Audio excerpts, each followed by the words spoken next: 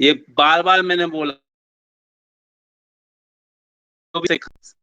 उनमें सब में बोला, सिद्धा एनर्जी हीलिंग बताई थी, उसमें भी बोला था सबको कि आप किसी दूसरे पे प्रयोग नहीं करेंगे।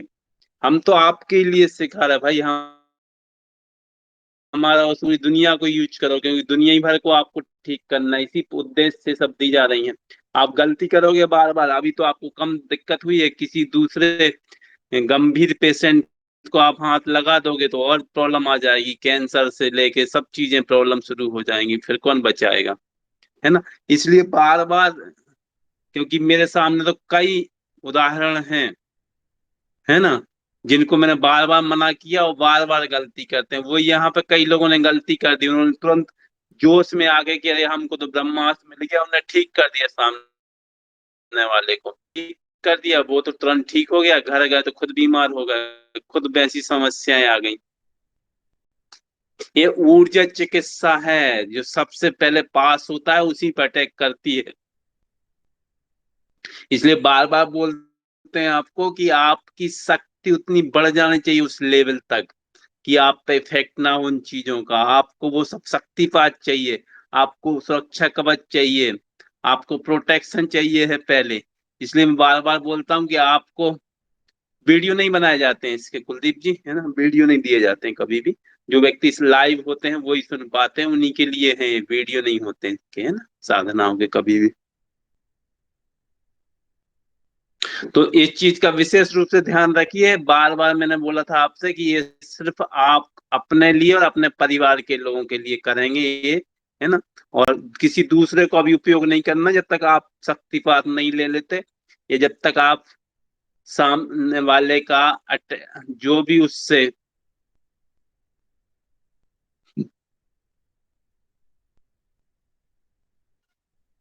देखिए डॉक्टर प्रमोद कुमार जी का भी मैसेज आ गया आप लोगों को। डॉक्टर साहब आप ही गए, अपना उदाहरण भी बताएंगे, उसके पहले मैं आपको बता दूं, ये है एक हफ्ता तक आपके बीच से नदारद थे। ऐसा लग रहा था कि हमारी जो कुछ खो गया है हमारे बीच से, क्योंकि सभी लोगों को शांति पाठ के इनकी आदत लग चुकी है। ये बहुत ज्यादा सीरियस हो गए थे पिछले सप्ताह, आपको बता दें। इन्होंने भी वही गलती की थी जो आप सब लोग अभी कर रहे हैं। हाँ डॉक्टर साहब। धन्यवाद गुरुजी। अब सभी साथियों को प्रणाम। गुरुजी के कथन बिल्कुल सही है साथियों। मैं योग में नया अभ्यासी था और उत्साह में आकर के मैंने कैंसर पेशेंट को देखा, और आप यकीन मानिए कि वो कैंसर पेशेंट को तो फायदा होना शुरू हो गया, लेकिन मैं 3 दिन में ही मेरी ये नौबत आई कि मैं बिस्तर पकड़ गया। और उन 3 दिनों में ना कोई मेडिकल साइंस समझ पाई कि मुझे हुआ क्या, ना मैं खुद समझ पाया। पहले कुछ घंटे तो मुझे लगती है, लेकिन जब मैंने महसूस किया कि सेम जो उस पेशेंट को दर्द थे उन्हीं स्थानों पर मुझे, और ठीक वैसी ही कंडीशन होना शुरू हो गई जो उस पेशेंट की थी। तब मैंने अंत में गुरुजी का सहारा लिया और गुरुजी को कहा कि गुरुजी मुझे ऐसी ऐसी दिक्कत हो रही है, मैं समझ नहीं पा रहा हूँ, और ऑलमोस्ट मतलब रोने वाली हालत थी मेरी, और मैं बिस्तर से खुद उठने की हालत में भी नहीं था। तो इन्होंने कहा कि आपने प्रोटेक्शन किया, तो मैंने कहा गुरुजी मैंने नहीं किया। मैंने उत्साह में आकर के जो आपने सिखाया था मैंने ट्रीटमेंट कर दिया, और आप यकीन मानिए कि मुझे लगभग 10 दिन लगे रिकवरी करने में। तब कहीं जाकर के मैं इस हालत में हुआ कि आप लोगों से रूबरू हो पाऊं। तो निश्चित तौर पर अधूरा ज्ञान बहुत हानिकारक होता है।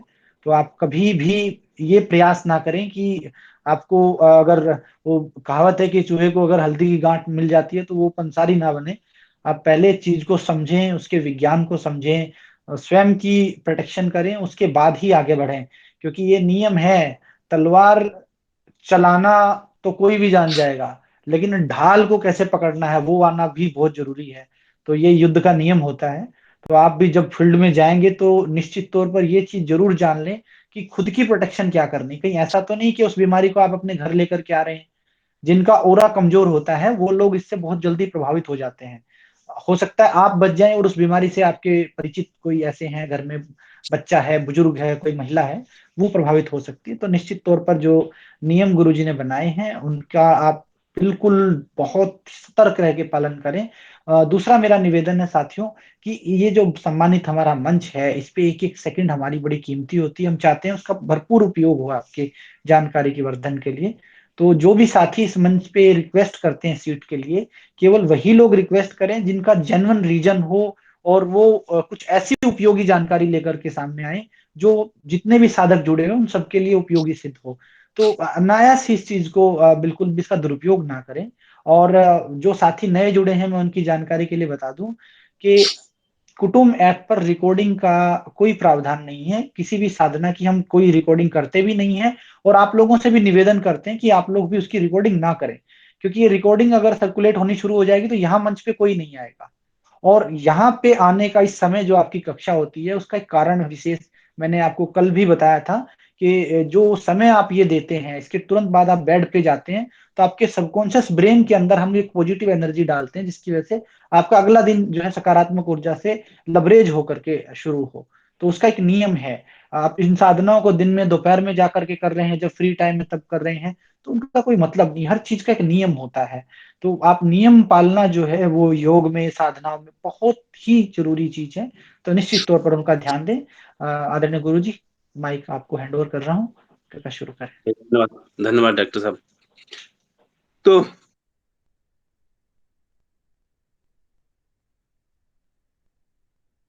नहीं, आप लोग जो प्राण योग परिवार के एक्चुअली हैं, जो उनको जिनको अभी सामग्री दी गई, जो सेंटर खोल दिए गए हैं जिन लोगों ने, है ना, उनके ऊपर प्रोटेक्शन कवच लगा दिया गया है।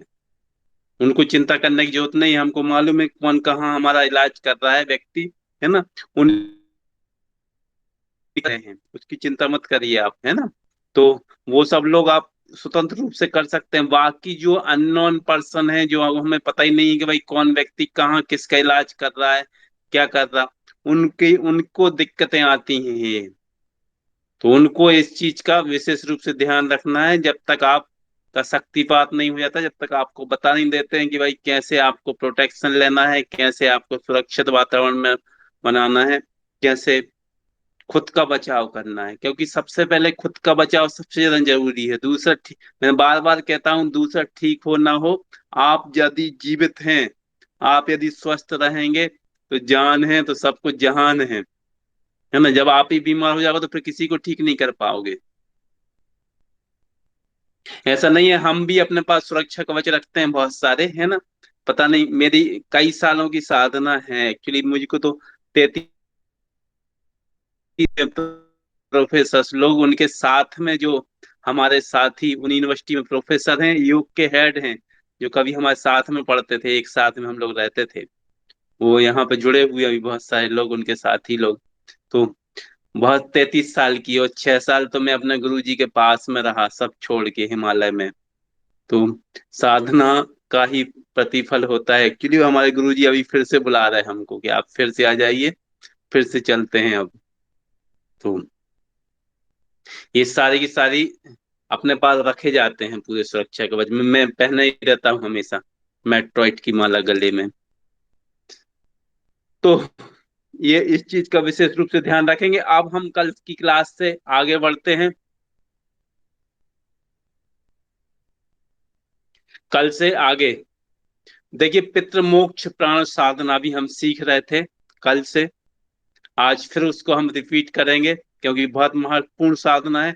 कभी कभी जाने अनजाने हमारे पूर्वजों का, पिताओं का, पिता का, दादा का, दादी का, या और किसी और का, हम विधि विधान से उनका अंतिम संस्कार नहीं कर पाते, या मोक्ष प्राप्त नहीं कर दे पाते उनके लिए जो विधि विधान है। फलस्वरूप क्या होता है कि वो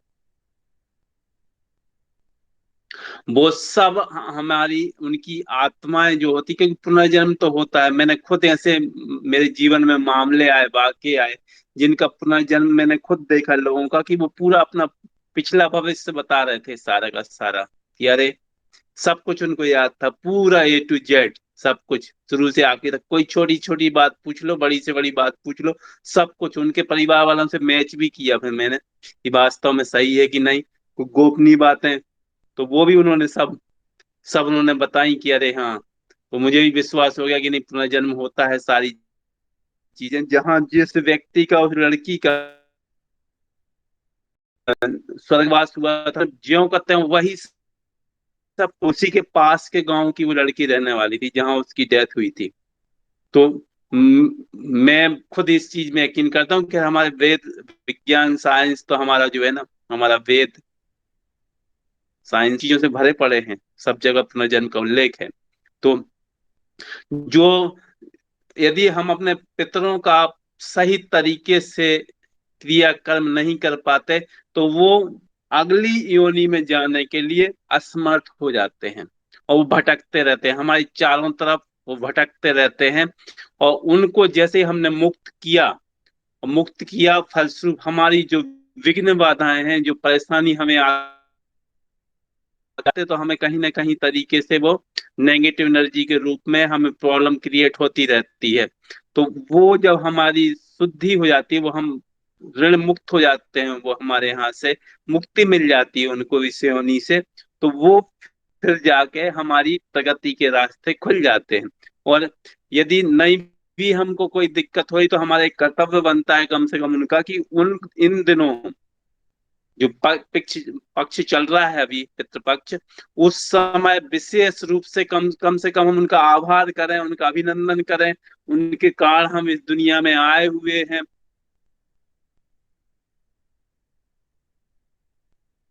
उन्हें तो हमारा भी तो कुछ फर्ज बनता है, कर्तव्य बनता है कि भाई हम उनके लिए कुछ समझते हैं, उनके लिए इसी बहाने उनको याद कर लें, स्मरण कर लें, पूजा पाठ कर लें, उनकी उनके प्रति आभार व्यक्त करें।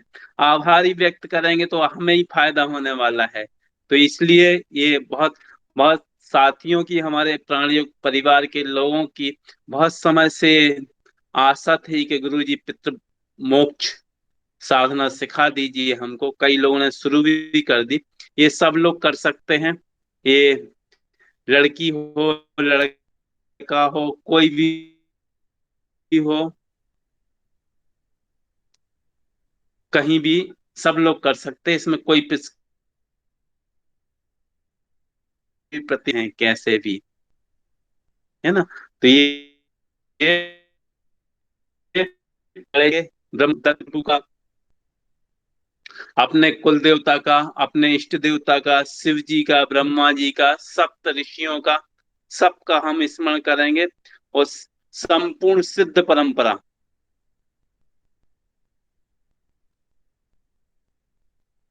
ऐसा कोई नियम निश्चित नहीं रहता उनका। जब तक उनका तर्पण नहीं हो जाए, जब तक वो बने रहते हैं, जब तक वो दूसरी योनि में नहीं चले जाते। तो इन सब सिद्ध परंपरा का ध्यान करते हुए उनसे मांगेंगे कि हे दत्त प्रभु, हमें शिव सेवा की संजीवनी शक्ति प्रदान करें। शिव सेवा की संजीवनी शक्ति प्रदान करें। एक